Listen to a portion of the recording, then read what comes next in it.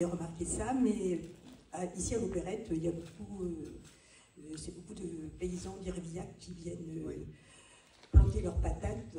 Et du coup, pour planter leurs patates, ils enlèvent tous les petits cailloux qu'il y a dans la terre. Ils effritent la terre qui devient très très légère, qui s'envole au moindre vent. Et donc, même quand il pleut pas, ça s'envole. Et quand il pleut, voilà. C'est impressionnant. C'est impressionnant quand vous regardez les champs de patates, comment ils sont travaillés.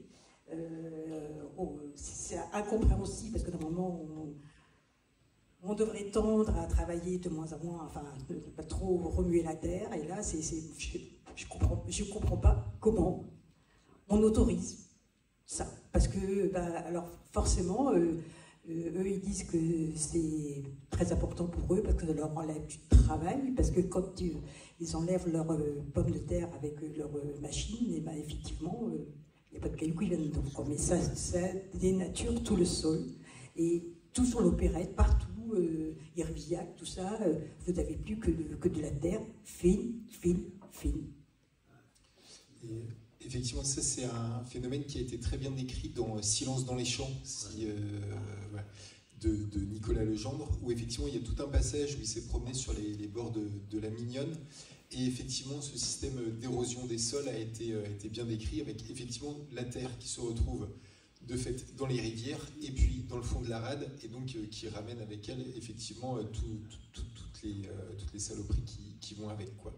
Donc c'est effectivement quelque chose qui a été documenté, et je pense qu'effectivement, je me rappelle il y a quelques 15 jours de ça, là, il y a eu des gros orages, et je sais qu'il y a des routes qui ont été barrées du côté d'Irviac et tout ça, et je pense que dans ces cas-là, il ne faut pas non plus hésiter à alerter et les journalistes locaux, et prendre des photos, documenter ces moments-là, le souligner à la mairie, pour les mettre aussi face à leurs responsabilités en disant ça se passe chez vous, il y a un problème.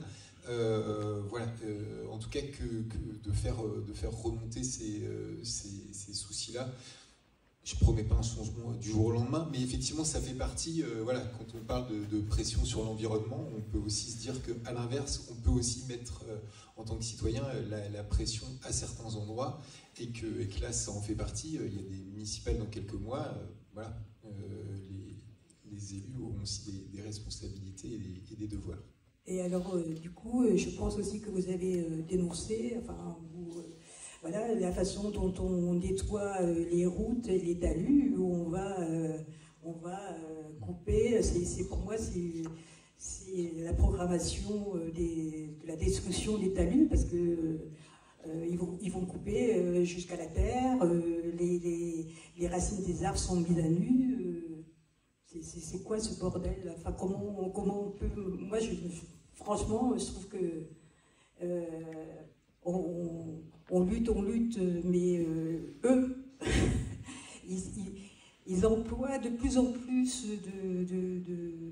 d'outils destructeurs. Enfin, on ne comprend pas. Moi, je ne comprends pas. Et détruire, ça va vite.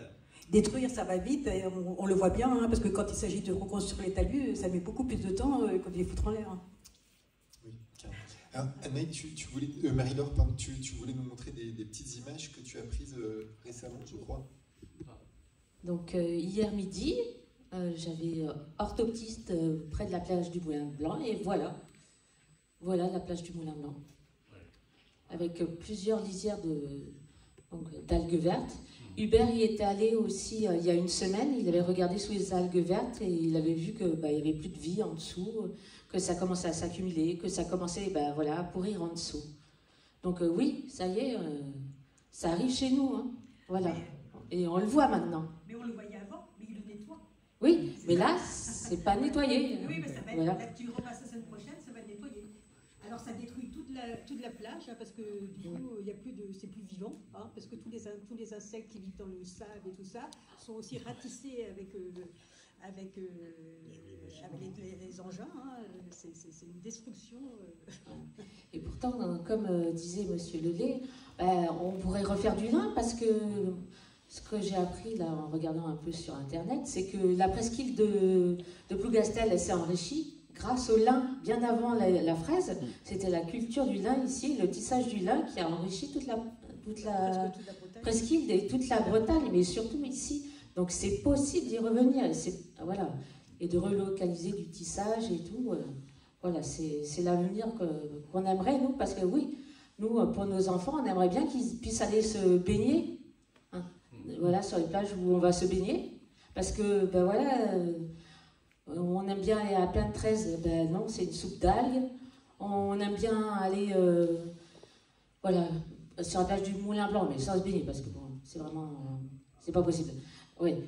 Attention, quand vous allez vous baigner, allez regarder le site de la Belle Plage quand même, pour savoir si les zones où vous allez vous baigner, ça va à peu près ou pas, parce que là, à la sortie de l'Élan, vraiment, il vaut mieux pas y aller. Voilà. À Plougastel, ça va encore, à l'Opérette, ça va encore, mais surtout pas au Moulin Blanc et surtout pas à Guipava, voilà, à la sortie de l'Élan. Et nous, on fait des tas de ramassages le long de l'Élan et voilà, on voit que c'est propre, de loin on se dit, oh bah tiens, on n'aura pas grand chose à ramasser cette fois-ci. Et puis finalement, on finit toujours avec 35-50 kilos de déchets, des morceaux de plastique, et surtout des filets de pêche, des filins, et c'est incroyable, quoi, parce qu'à chaque fois on se dit, mais ça y est, là cette année, il y en a moins. En plus, à Landerneau, ils mettent des filtres pour récupérer les mégots, pour récupérer aussi tous les gros déchets qui descendent par les égouts. Mais non, on trouve toujours des déchets. On a un peu peur de ne plus en finir. Et je vais laisser madame. Oui, Maryse, habitante de Rostiviac. Je voulais juste savoir, compte tenu des intérêts des intervenants, là, des topos, est-ce qu'il y a des élus de la municipalité ou de la communauté de communes dans la salle? On les a pourtant invités. Hein. Bon, mais c'est vrai que dommage. dès qu'il y a un peu question d'environnement, ils passent leur tour. Cette question des responsabilités politiques, elle est intéressante. Je ne sais pas si vous avez suivi, mais du coup, moi, la semaine dernière, je suis passé en procès avec Inès Léraud, un procès en diffamation. Voilà, c'est Philippe Bizien, un éleveur et puis président de coopérative porcine qui nous attaquait. Donc le tribunal a annulé la plainte. Et c'était suite à un article qui s'appelle Copain comme cochon, qu'on a publié sur le site de Splan et dans la revue dessinée. Et cet article, en fait, c'est un organigramme du lobby porcin dans le Finistère et puis plus largement.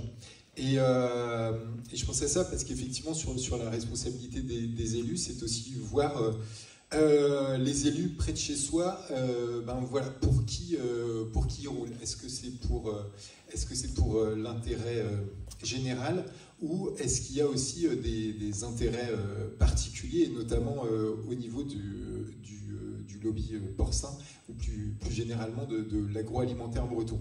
Et on a fait cet organigramme parce que de manière très surprenante, notamment dans le Léon, vous avez une surreprésentation des maires qui sont à la fois maires donc, et éleveurs de porc ou salariés de coopératives agricoles.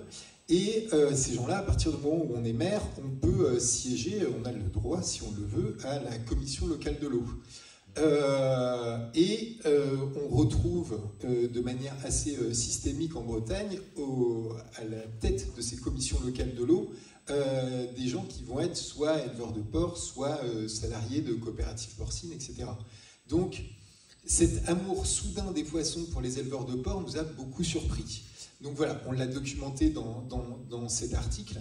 Et effectivement, c'est quelque chose sur lequel c'est important d'être vigilant en tant que citoyen, c'est de se dire, mais voilà, le maire ou dans les conseils municipaux, il y a quand même plein d'endroits où les conseillers municipaux chargés de l'environnement, pareil, ça va être des éleveurs condamnés pour pollution, etc. Enfin, du coup, il y a vraiment une stratégie d'entrisme de la part des lobbies agricoles pour se dire il faut aller siéger à cet endroit-là pour freiner le plus possible, pour bloquer, voilà, on a des cas d'élus qui vont vraiment occuper le terrain pendant des réunions, qui vont arriver, qui vont parler pendant 1h30 pour ne rien dire et repartir en disant ça y est, la réunion est finie, on y va. Voilà, c'est vraiment comme ça que ça se passe, et voilà, ici sur le territoire, quoi. Donc c'est voilà, c'est aussi pour ça qu'on voulait faire ce travail d'information concernant le lien entre élus et agroalimentaire. Bravo. Alors, en prolongement de ce que dit Christine, j'aurais pu parler, Christine, de la superbe conclusion du comité local de l'eau qui a conclu que ce n'était pas la porcherie de M. Bissien qui provoquait une contamination bactérienne, mais c'était les goélands. C'était la merde des goélands. C'est la mairie de Landunvez. C'est la mairie de Landunvez. Voilà. Donc, vous voyez, c'est puissant. Hein. Ces fichus goélands, quand même, détendent leur tordre de cou. Quoi. Mais laissez vivre les cochons, bien évidemment. Hein. Argument qu'on retrouve aussi dans l'affaire... Argument qu'on retrouve aussi dans l'affaire Nestlé, où là c'était aussi les bactéries fécales venaient voilà, soudainement de la part des oiseaux, etc. Donc oui, c'est des stratégies qui sont... Et qu'on retrouve en fait sur les algues vertes, c'est ce qu'on appelle la fabrique du doute. En fait, c'est de dire toujours, non mais on n'est pas vraiment sûr. Non mais attendez, il faut refaire des études. Attendez, on va faire une commission. Je veux dire, sur les algues vertes, là... Du coup, la semaine dernière, le tribunal administratif de Nantes a reconnu pour la première fois la responsabilité des algues vertes dans la mort de quelqu'un. C'est la première fois. Et parmi les arguments qui donnent voilà, le tribunal, ils se sont appuyés justement sur toutes les données répertoriées par Yves-Marie, notamment voilà, le test que vous avez fait 2 jours après la mort de Jean-René Offray a été cité, etc. Et donc c'est cette accumulation de preuves qui enfin ressurgit, mais combien de temps après ? Et il ne faut pas oublier que pendant ce temps-là, cette fabrique du doute, en 2011, la FNSEA, peu de temps, c'était après la mort des sangliers, je crois, où ils ont organisé un match de foot sur la plage où il y a eu des sangliers morts, en disant « Non, mais non, c'est pas dangereux les algues vertes ». Et donc cette fabrique du doute, on la retrouve à plein d'endroits, et il faut vraiment être vigilant là-dessus, c'est-à-dire que c'est effectivement... il n'y a pas 100% de preuves mais il y a un tel faisceau d'indices qu'à un moment donné, il faut peut-être... là, il y a un consensus scientifique sur les algues vertes et c'est pas la peine de minauder. Et quiconque essaye d'instaurer ce doute en disant « Oui, mais c'est quand même aussi... Attendez, les résidences secondaires, là, elles ne sont pas toutes raccordées, etc. » Voilà, les chiffres, vous le dites, c'est 5%. Donc, les 95, c'est plutôt à cela qu'il faut s'attaquer, quoi. Sur les études, la messe a été définitivement dite, alors pour tous les scientifiques, en 2012. Pourquoi en 2012 ? Parce que le préfet de région, d'ailleurs, quand il a fait cette demande, moi j'étais le premier à dire, mais enfin c'est pas la peine de faire encore une étude, hein, on sait quelle est l'origine des marées vertes, ça se discute plus. Et finalement, je ne sais pas quelle était son intention, en tout cas, le résultat a été bien meilleur que celui que je pensais. Parce qu'ils ont demandé à un ancien responsable de l'INRAE, M. Chevazus, lui, de faire une méta-étude. Une méta-étude, c'est une étude sur les études. Et il a compulsé, alors pas tout seul, bien sûr, il a compulsé 300 études dans le monde sur tous les phénomènes de trophisation et de production d'algues. Alors, ce n'est pas toujours des algues vertes, hein, et toutes ont conclu que c'était lié aux excédents agricoles et aux engrais. Toutes. Et donc, il a produit ces résultats devant l'assemblée de tous les élus qui étaient là et de tous les responsables agricoles. Et je me souviens avoir pris la parole tout de suite en disant « Ah ben voilà, hein, tout le monde doit ici féliciter les chercheurs bretons qui les premiers ont tiré la sonnette d'alarme, Alain Ménézouën et Jean-Yves Périot. » Silence complet dans la salle. Donc là, ça a été dit devant tout le monde. Il y avait le préfet de région, il y avait tous les élus, les grands élus régionaux. Tout le monde a entendu les conclusions de M. Chevazus-Sauly. Bah, vous voyez le résultat.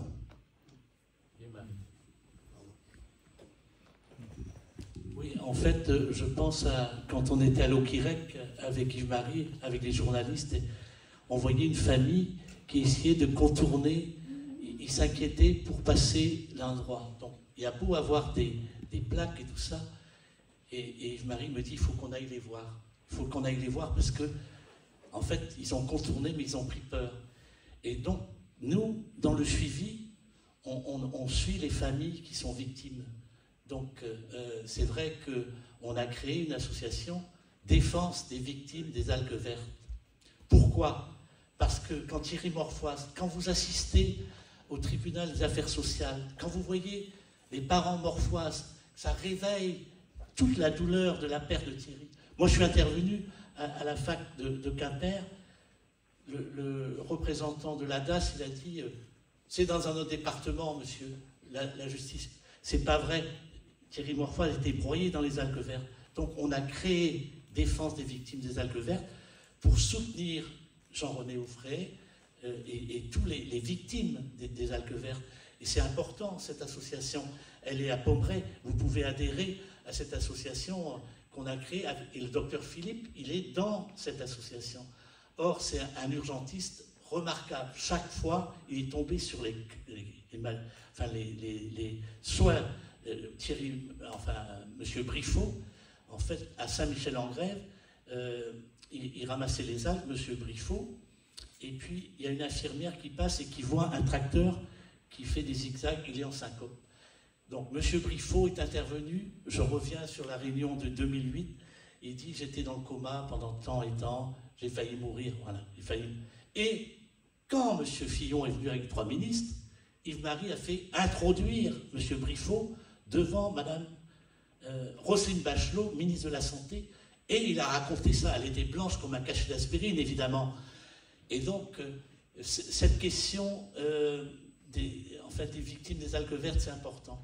Moi, demain matin, je vais marcher à Morlaix pour expliquer les algues vertes, dans le cadre d'un festival Rivage en Feu. C'est des jeunes qui font un festival pour parler du littoral avec beaucoup d'artistes et puis l'environnement.